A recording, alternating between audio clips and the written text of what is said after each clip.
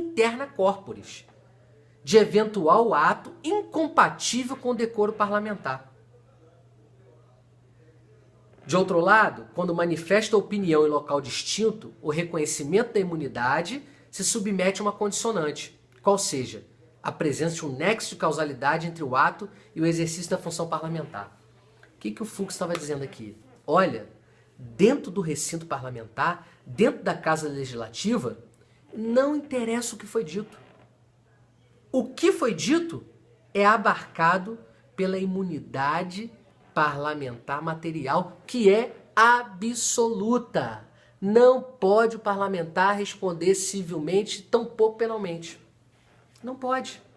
O máximo que vai ocorrer com ele, se assim a Casa Legislativa entender, houve algum excesso, que responda por quebra de decoro parlamentar. Vai responder politicamente, não civilmente e tampouco penalmente. Isso foi dito pelo Fux. Vamos lá, vamos pegar o voto da Rosa Weber, que também votou a favor do recebimento da denúncia e tornando o Jair Bolsonaro réu. Frisa-se, gente, não estou defendendo Jair Bolsonaro, estou defendendo o que a Constituição fala a respeito da imunidade parlamentar material. Isso serviria para qualquer deputado. E depois vou te dar um caso de um político oposto ao Jair Bolsonaro, totalmente oposto. Olha o que a Rosa Weber fala. Em fevereiro de 2015 ela falou isso aqui que eu vou ler agora. Ontem entendeu diferente. Pode mudar? Pode. Mas acho que está sendo incoerente com o que ela votou aqui.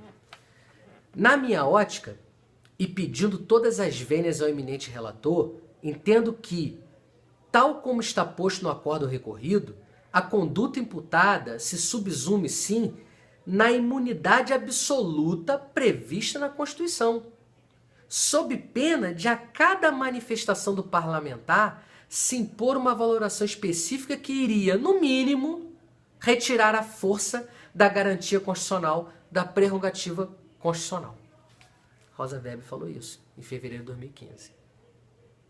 Gente, é tão forte essa garantia constitucional da imunidade parlamentar material, que se refere a opiniões, votos e palavras, que só para você ter uma ideia, todo mundo sabe que se for decretado estado de sítio, muitas garantias fundamentais são suprimidas. Agora, uma das garantias que não é suprimida é a imunidade parlamentar material dentro do recinto, dentro da Casa Legislativa. Essa imunidade continua absoluta, até com o estado de sítio.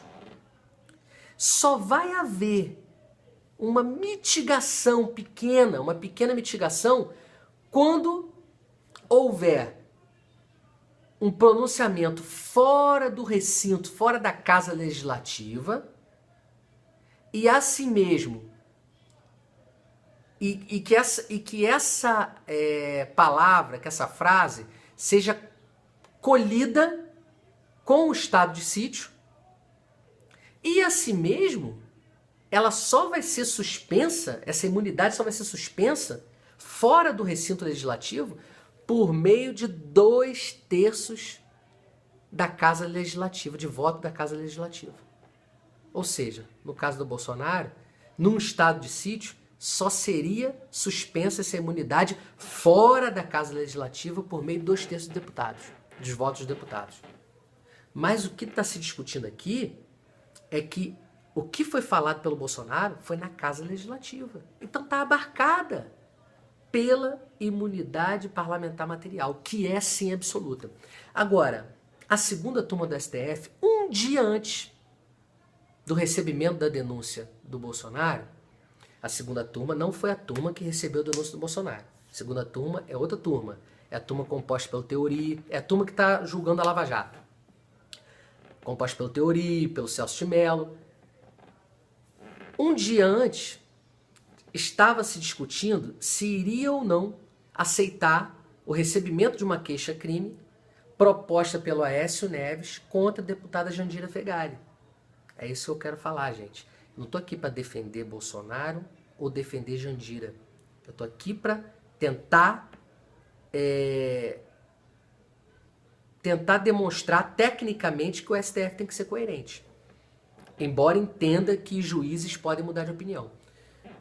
Mas vamos lá. Um dia antes, o STF, apreciando essa queixa-crime do Aécio contra a Jandira, porque parece que a Jandira, na época, fez algum comentário a respeito de um helicóptero que acho que foi mais ou menos essa história, que o helicóptero foi encontrado com droga num local lá, no aeroporto, que eu acho que foi do tio do Aécio. Uma história mais ou menos dessa aí.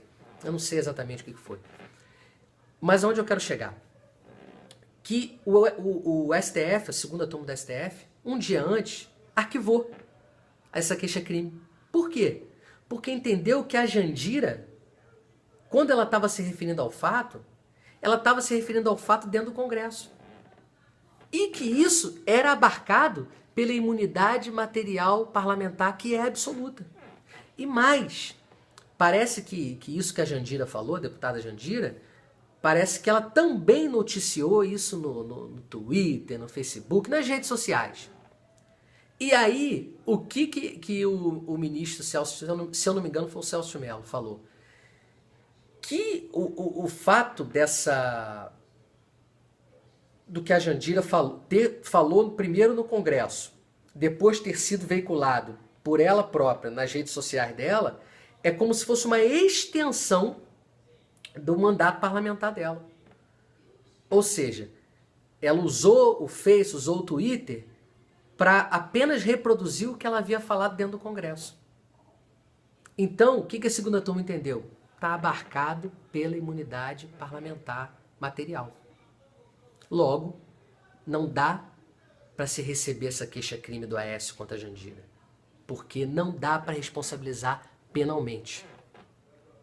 Ou seja, aí o Fux ontem ele fala o seguinte: mas para justificar, não, mas conquanto o STF entenda que se ele falou dentro do Congresso, ele estaria abarcado pela imunidade material parlamentar, mas não foi, ele não falou só dentro do Congresso, ele também deu entrevista para um jornal. Ainda que essa entrevista tenha sido proferida dentro do gabinete dele no Congresso. Olha só, olha o caso da Jandira. Falou no Face e ele deu a entrevista dentro do gabinete dele. Não dá para entender.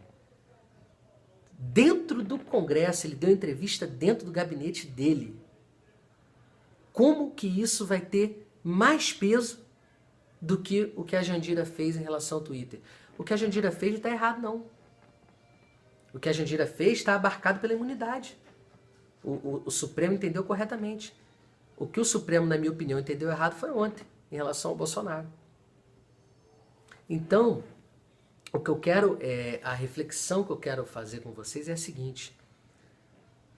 E o ministro Fux ele fala, conquanto o Supremo entenda que por ter sido exarada uma opinião dentro do Congresso, dentro da Casa Legislativa, essa opinião é absoluta. Mas não é só o Supremo que entende isso não, porque quando ele falou isso, parece que eram só os outros 10 ministros do Supremo, e ele não. Ele, inclusive, entende isso, porque está no voto dele. Inclusive, ele faz imensos elogios ao RE de 98 do Sepúlveda Pertence, em que o Sepúlveda Pertence deixa claro isso. Essa é a opinião dele. Ontem foi diferente. Sabe-se lá por qual motivo. Então, qual é a reflexão que eu quero trazer aqui nesse vídeo? É muito perigoso o Supremo transigir com determinadas questões fundamentais. Sabe por quê? Porque hoje transige com uma coisa que beneficia quem você gosta. Porém, amanhã vai transigir com uma coisa de quem você não gosta. Então, vai ficar nessa casuística, nesse casuísmo de interesses. Né? Vamos jogar porque a mídia agora está tendente a esse lado, então nós vamos votar para esse lado. A mídia agora está tendente para o outro lado, então nós vamos votar para esse lado. Então isso é muito perigoso. O juiz, ele tem que ter como único árbitro a sua própria consciência. Então ele tem que votar conforme o seu entendimento. Por isso eu respeito tanto o ministro Marco Aurélio. Porque eu lembro que na época da minha faculdade ele era chamado de ministro voto vencido. Porém, com o passar dos anos, muitos dos votos vencidos dele hoje se tornaram tese dominante. Porque ele não transigia com sua consciência. Votava aquilo que ele entendia, ainda que ninguém concordasse com ele. Mas o que eu quero, a reflexão que eu quero trazer é a seguinte, é que ao aceitar a ação penal ontem contra o Bolsonaro, a primeira turma foi contraditória com os julgados do próprio STF. Totalmente contraditória. Então, resumindo, imunidade parlamentar material, ela não pertence ao Jair Bolsonaro ou à Jandira Fegali. Pertence ao mandato. É uma garantia do mandato. E é uma garantia do mandato porque o mandato representa o povo que o elegeu.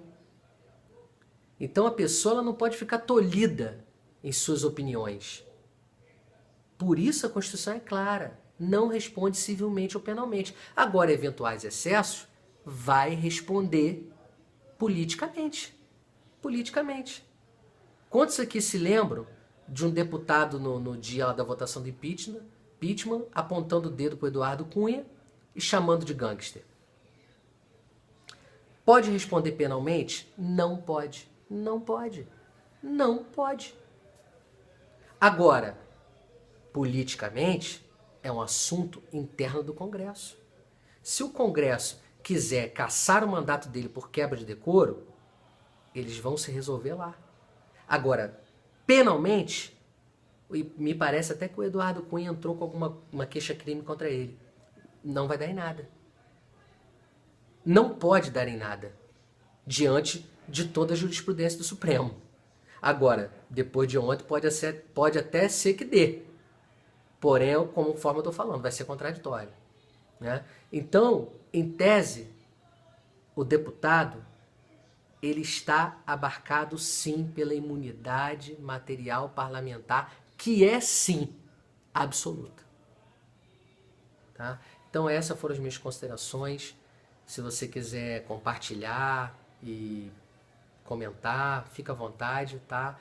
Eu não estou aqui querendo ser dono da verdade de nada, mas apenas dizendo que fiz uma pesquisa até bastante demorada sobre o tema, vi muitos precedentes do STF e fiz questão de relatar isso, não para defender o Bolsonaro, mas apenas para tentar mostrar que o STF tem que ser coerente com aquilo que ele vem pregando. Um abraço, boa noite.